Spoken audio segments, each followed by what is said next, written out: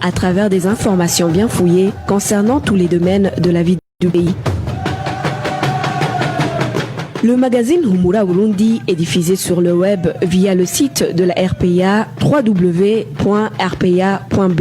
Humura Burundi.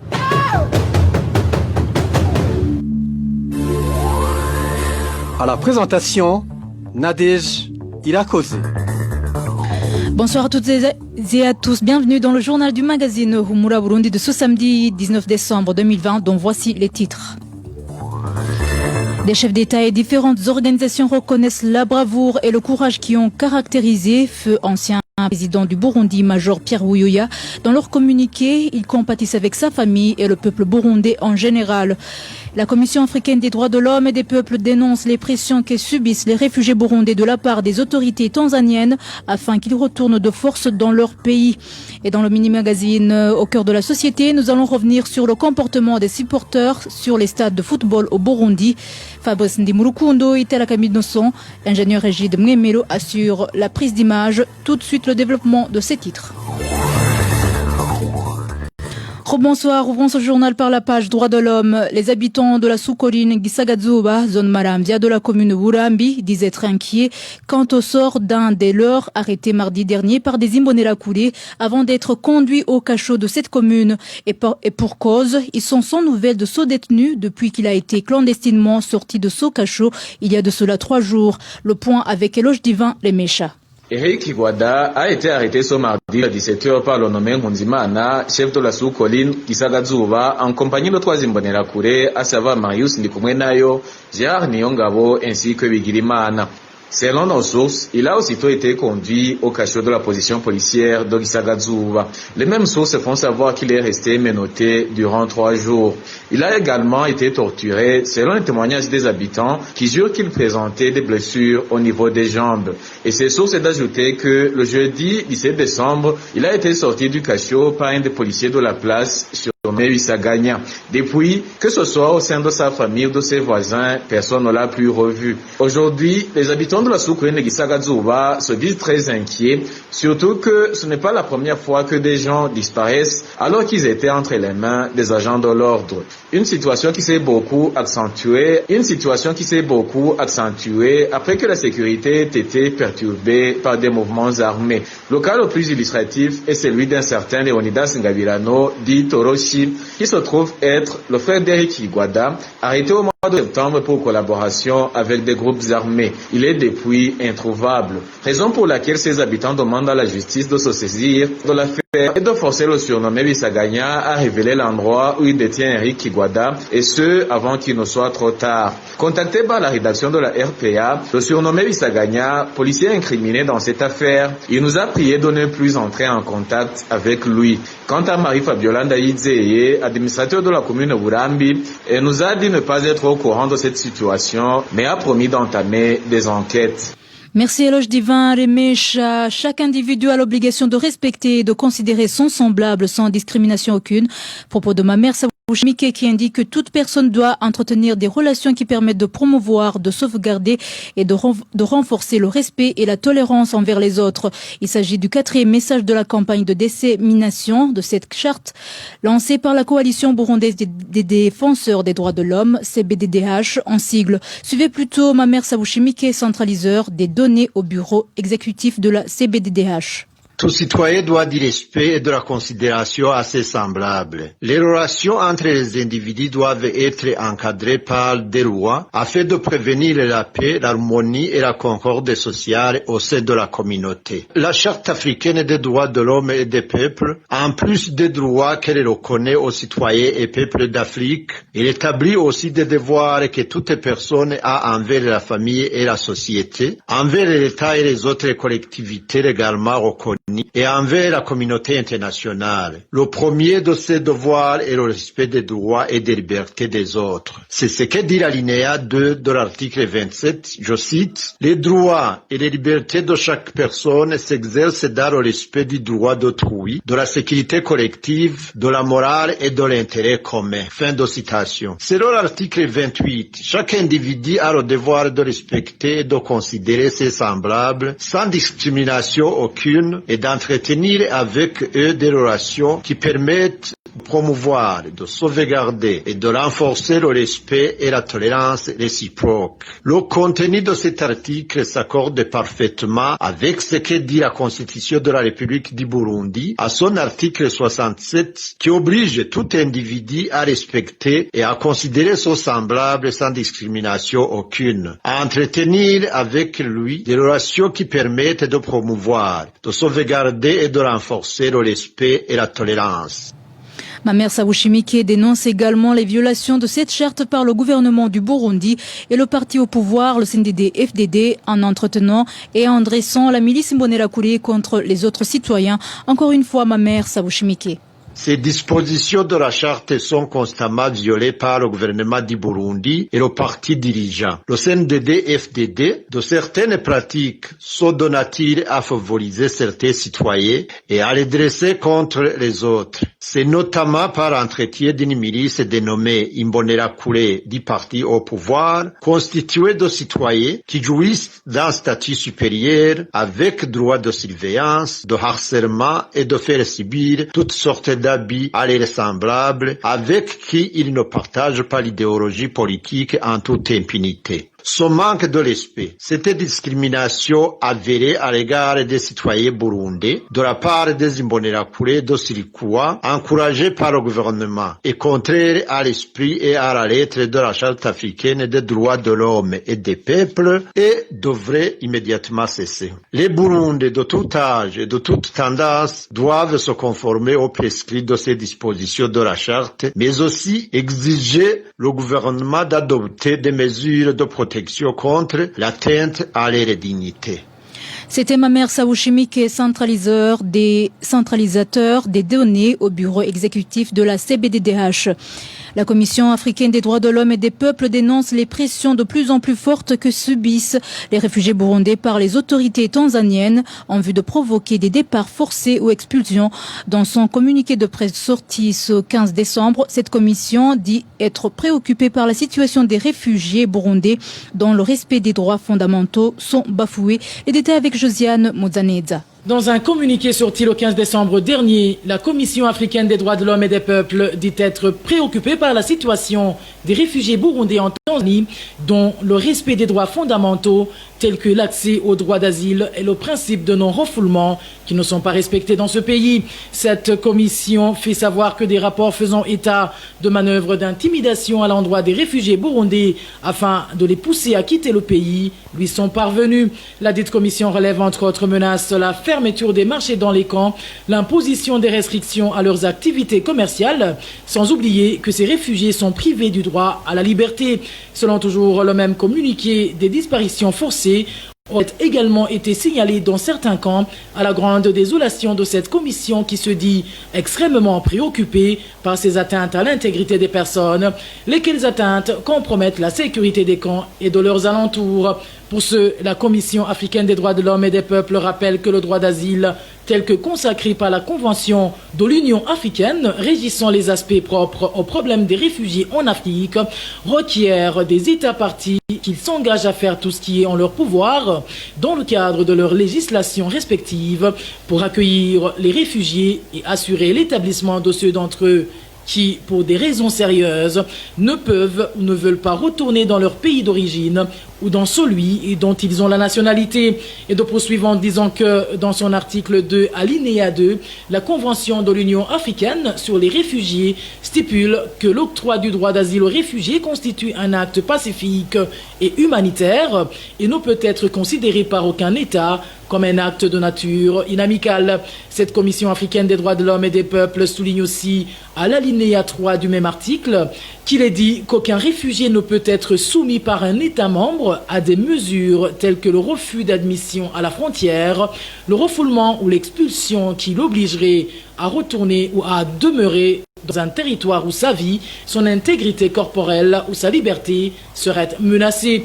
En conclusion, cette commission fustige les actions et les menaces verbales de la part des autorités tanzaniennes à l'endroit des réfugiés burundais Un comportement qui, selon elle, n'a d'autre visée que celle de contraindre ces Burundais à rentrer dans leur pays, d'où il est recommandé à la Tanzanie, une fois que ce droit à l'asile lui pèserait, d'approcher le HCR et les autres pays de sa communauté afin qu'ils lui viennent en aide et le déchargent de ce fardeau, notamment en accordant le droit d'asile à ces Burundais, ce qui pourrait constituer une alternative aux expulsions et aux actes discriminatoires envers les réfugiés.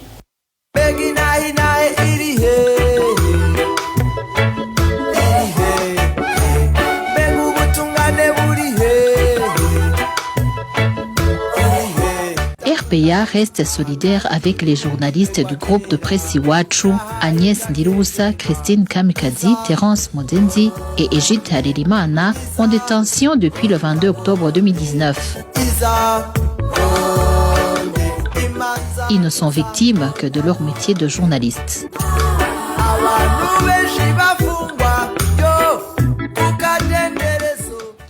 En page politique, après le décès de l'ancien président du Burundi, Major Pierre Buyoya, le jeudi 17 décembre 2020, les chefs d'État et différentes organisations ont sorti des communiqués de condoléances à la famille éprouvée, au peuple burundais. Il s'agit notamment du président du Mali qui, dans son communiqué, reconnaît le courage et l'engagement ferme de Pierre Buyoya dans la recherche de la paix, la stabilité et la réconciliation au Mali et le Sahel. Moussa Faki Mahamat, président de la Commission de l'Union africaine, lui aussi salue le courage et l'engagement de feu Pierre Buyoya dans la promotion de la paix et la réconciliation au Burundi et surtout dans l'accomplissement de la mission lui assignée par l'Union africaine au Mali. Le SNARED Giliteka et la CEFOR Arusha ont également sorti des communiqués dans lesquels ils reconnaissent le rôle important de Pierre Buyoya dans la réconciliation du peuple burundais et surtout dans la mise en place des accords d'Arusha, qui était alors le président-major Pierre Buyoya. La RPA revient sur les moments forts de sa vie politique. Ce sera avec Trésor Nyongabo. Le major Pierre Buyoya accède au pouvoir le 3 septembre 1987 après le coup d'état militaire au colonel Jean-Baptiste Bagaza, tous issus du parti unique UPRONA. Ce dernier avait également fait un coup d'état au lieutenant-général Michel Michombero. Après les massacres entre les Hutus et les Tutsis dans les communes Nega et Marangara en 1988, Pierre Buyoya a initié la commission de réconciliation nationale. Le 5 février 1992, la charte de l'unité nationale a été approuvée au référendum. Une charte qui a abouti aux élections démocratiques de 1993, gagnées par feu président Melchior Ndadaye, le tout premier civil à être président de la République du Burundi et issu de l'ethnie Hutu. Celui-ci sera assassiné le 21 octobre de cette même année et son assassinat sera à l'origine des massacres interburundais en 1993. En date du 25 juillet 1996, Major Pierre Buyoya revient à la tête du pouvoir après un autre coup d'État au président Sylvestre Ntibantunganya. En l'an 2000, les négociations d'Arusha furent amorcées, des négociations qui ont abouti à la signature des accords de la paix et de la réconciliation entre les Burundais le 28 août 2000. En date du 30 octobre 2001, Pierre Buyoya a mis en place un gouvernement de transition et son vice-président Domitien Ndayizeye, issu du parti Sahwanya Frodebu, sera investi président de la République le 30 avril 2003. Le 26 août 2005, ce dernier est remplacé dans ses fonctions par le président élu Pierre Nkurunziza. En date du 13 mai 2014, Pierre Buyoya a posé sa candidature pour présider la francophonie. Dans un entretien avec un journaliste de la RFI qui lui demandait si l'accession au pouvoir après un coup d'État à 2 reprises n'entraverait pas sa candidature, Pierre Buyoya a répondu comme suit. Ce n'est pas gênant parce que, je crois, cette façon d'accéder au pouvoir était liée aussi aux circonstances de crise que connaissait mon pays. Ça, c'est un. 2, je crois que ce qui est important pour un homme politique, ce n'est pas comment il accède au pouvoir. C'est ce qu'il fait du pouvoir. Aujourd'hui, ce qui est important aussi, c'est comment un chef d'État quitte le pouvoir. À 2 reprises, j'ai quitté le pouvoir pacifiquement, légalement. Le grand problème, le grand défi en Afrique, c'est pas comment on accède accède au pouvoir, c'est comment on quitte le pouvoir. Le 20 octobre de cette année, la Cour suprême du Burundi a condamné le major Pierre Buyoya à une peine de perpétuité avec 18 autres accusés de l'assassinat du président Melchior Ndadaye. Un jugement que Pierre Buyoya a rejeté car, disait-il, un procès plus politique que judiciaire et préconisait alors interjeter appel. Pierre Buyoya est décédé le 17 décembre 2020 à 71 ans, un peu après sa démission au poste de représentant de l'Union africaine au Mali et le Sahel. Il laisse derrière lui une veuve et 4 enfants. Merci Trésor. Nyongao de la page politique, passons à la page santé. Aucune magouille ou népotisme n'a fait objet dans l'agrément des pharmacies. Propos du porte-parole du ministère de la Santé publique lors d'une conférence de presse qu'il a tenue ce jeudi. Jean Bosco Gilkouchak a profité de cette occasion pour signaler que des mesures sévères ont été prises pour certaines pharmacies agréées à la base des documents frauduleux. Suivez Jean Bosco Gilkouchak, porte-parole du ministère de la Santé. Il y avait des accusations à l'endroit du ministre de certains cas au niveau des ouvertures des pharmacies. D'abord, le premier constat, c'est que ceux qui auraient donc écrit et diffusé ces messages seraient parmi donc les cadres du ministère et qui n'auraient que d'autres objectifs que tenir l'image du ministre et de certains de ses collaborateurs. De deux, c'est que depuis le 2 juillet 2020, le ministre a pris une décision de suspension temporaire de toute nouvelle demande d'ouverture des pharmacies. Mais parallèlement, on a constaté qu'il y avait 228 dossiers qui étaient déjà enregistrés au niveau de l'inspection de la régulation des accréditations et dont le traitement a continué normalement. Parmi ces dossiers qui étaient en suspens, le ministre a constaté qu'il y avait des dossiers anciens dont ceux de 2018 et de 2019 et a recommandé à l'inspecteur de la régulation des accréditations de traiter en urgence ces dossiers anciens et d'attendre donc ce qui était nouveau, donc c'est de 2020. Donc la décision était logique, mais n'a pas plu à ces concernés qui voulaient aussi que ces dossiers puissent avancer rapidement, alors qu'il y avait d'autres dossiers qui étaient plus anciens dont il fallait d'abord traiter en urgence. Par rapport à ce point, on a constaté qu'il y a plusieurs documents frauduleux et à travers donc tout le pays. On a enregistré pour les inspections récentes au niveau de la province de Rumongue, on a enregistré 18 pharmacies et il y a des documents frauduleux et dont le ministre a pris des décisions de fermeture de ces dernières. Le porte-parole du ministère de la Santé a également donné des éclaircissements sur l'ingérence dans les activités des syndicats dont est accusé ce ministère. Selon Jean Bosco Gilkouchaka, le ministère de la Santé publique ne s'est jamais ingéré dans les affaires de ces syndicats, mais plutôt a essayé de contribuer en leur faveur en donnant son point de vue. Encore une fois, Jean Bosco Gilkouchaka. Par rapport au deuxième point qui concerne les syndicats, c'est que le ministre a participé à une activité de lancement de la coopérative de santé, environnement et agriculture au Sénat et du syndicat SYNAPS, syndicat national du personnel de santé. Au cours de ces activités, dans son allocution, le ministre a souhaité en plus de défendre les intérêts du personnel, les responsables des syndicats devraient aussi donc appuyer ou soutenir les activités de développement, ce qui était le cas donc pour ce syndicat. On a constaté que les responsables des autres syndicats ont mal compris son âge et ont l'interprété d'une autre façon. Il a également rappelé que l'adhésion ou le désengagement, tout travailleur en un syndicat se fait librement et que n'importe quel responsable du syndicat ne peut donc obliger un travailleur ou un fonctionnaire à rester dans son syndicat alors que ce dernier ne le fait pas, ou bien l'empêcher, donc l'obliger à adhérer dans un syndicat alors que ce dernier ne le fait pas. Lors de cette conférence de presse, Jean Bosco Gilkouchaka a indiqué également qu'une deuxième personne a été emportée par la pandémie de la Covid-19, effectif qui est toutefois contraire à celui donné par l'association catholique Caritas Burundi, qui a fait savoir au mois de juillet de cette année qu'il a déjà enregistré plus de 10 personnes tuées par la Covid-19.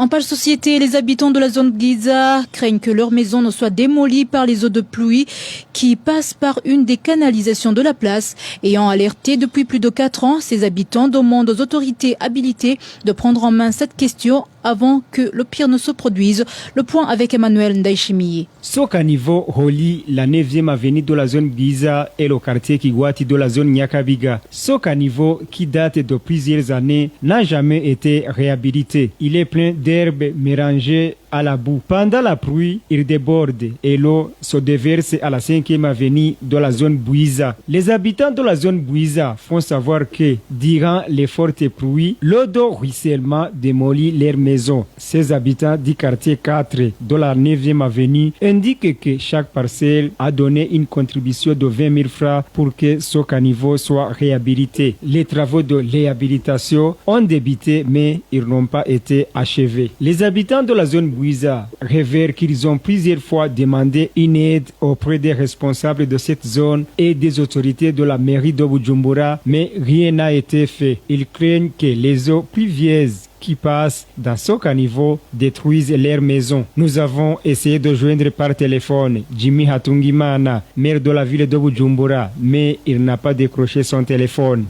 Merci Emmanuel Ndaishimiye. Les travaux de construction de la route nationale numéro 15 reliant les provinces Gitega et Ngozi vont sensiblement améliorer l'accès aux services de base pour près d'un demi-million de personnes. Aménagés sur financement de la Banque africaine de développement, il est prévu que ces travaux qui ont débuté depuis 2012 prennent fin le 31 courant. Les détails avec Marie-Ange Irakodze. Dans un communiqué sorti ce vendredi, la Banque africaine de développement indique que ce projet a été financé à hauteur de 46,7 millions de dollars américains. Selon cette banque, à côté des activités de bitumage de la route nationale numéro 15, ce projet a également permis d'aménager et de construire des infrastructures commerciales et un parking destiné aux poids lourds à Gitega ainsi que la voirie de Gitega. La Banque africaine de développement annonce dans ce communiqué que près d'1 million de personnes aura l'accès aux services de base, notamment des marchés, des centres de santé, des écoles ou encore de l'eau potable. Au cours de ces activités, quelques 500 employés ont été créés et 16 associations féminines ont pu bénéficier de 5 machines combinées de décortiqueuses de riz, 6 concasseurs, 6 égraineuses et batteuses de maïs. À part cela, les habitants de la zone d'influence du projet ont été sensibilisés à la sécurité routière, la protection de l'environnement et à la lutte contre le virus du sida. La Banque africaine de développement a également fait savoir que ces activités de bitumage de 50 km de route qui ont débuté en 2012 prendront fin le 31 décembre 2020. Retrouvez les différentes productions de la RPA sur Facebook, YouTube, Twitter et sur www.rpa.bi. Place maintenant au mini-magazine au cœur de la société. Aujourd'hui, nous allons nous focaliser sur le comportement des supporters sur les stades de football au Burundi. Émile Nibasumba. Au cœur de la société. Au cœur de la société est une émission de tous les samedis, préparée en synergie par les radios Inzamba, Agateka Kawe, Radio RPA, Ijuya Wanyagihugu, ainsi que la radio-télévision Renaissance. C'est un comportement qui était devenu de plus en plus rare ces dernières années dans les stades au Burundi. Mais il y a moins d'une semaine, les supporters se sont affrontés, occasionnant un blessé après le match qui a opposé Bumamuru à Flambeau du Centre.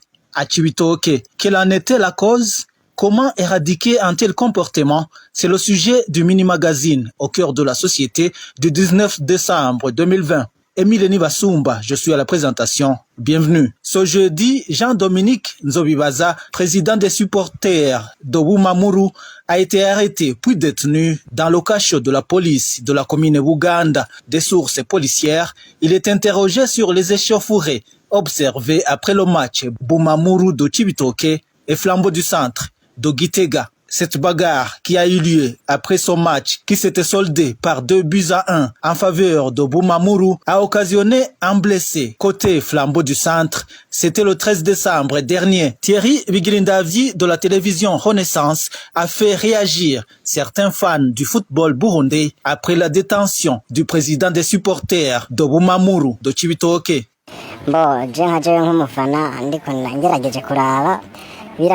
Moi, en tant que supporter, je ne pense pas qu'il a été incarcéré pour de bon. Je crois que c'est pour une raison d'enquête, pour chercher la cause réelle de violence entre les supporters de Bumamuru et ceux du Flambeau du Centre. Vous avez déjà vu que s'il y a des partis qui s'affrontent, on cherche souvent le chef pour qu'il donne des éclaircissements si ce qui s'est passé, si c'est le mauvais comportement de son groupe de supporters. Comme à l'école, on demande toujours aux délégués de s'expliquer pour le compte de la classe. Je pense que si les auteurs de ces violences sont identifiés et que le président des supporters de Bumamuru n'est pas concerné, il sera vite relâché.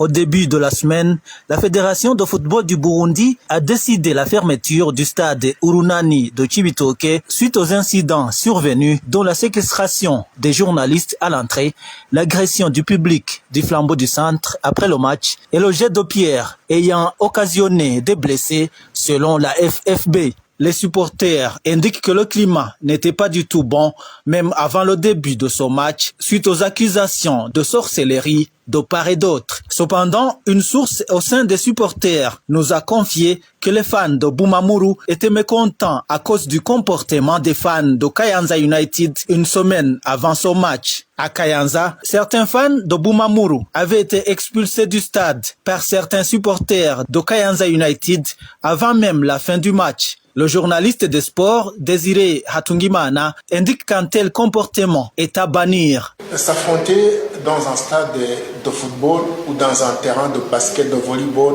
n'importe quel sport, les affrontements sont à bannir.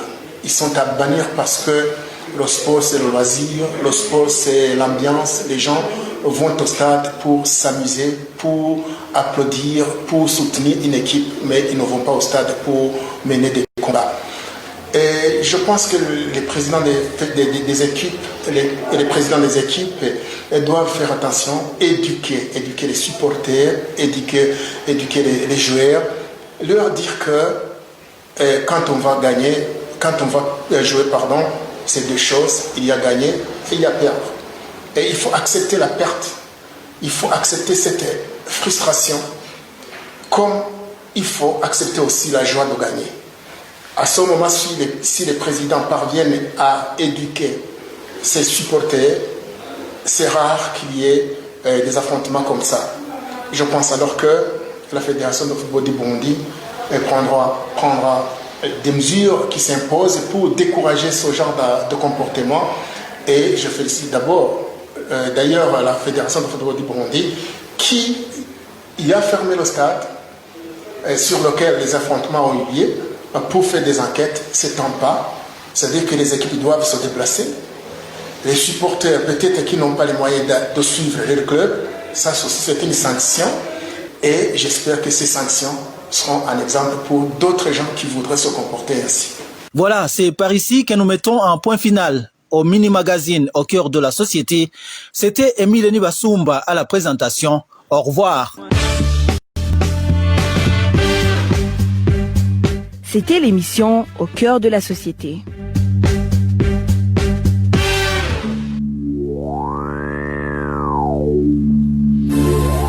Merci Emile Nibasumba. Voilà, c'est ici que prend fin le journal de ce samedi 19 décembre 2020. Merci de votre attention. Merci également à l'équipe rédactionnelle ainsi qu'à l'équipe technique. À la présentation, vous étiez avec Nadège Irakodze. Excellent week-end à tous.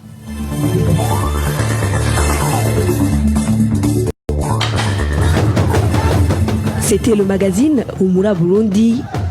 Un magazine comprend pour relier les Burundais en exil et ceux toujours au pays à travers une information de qualité.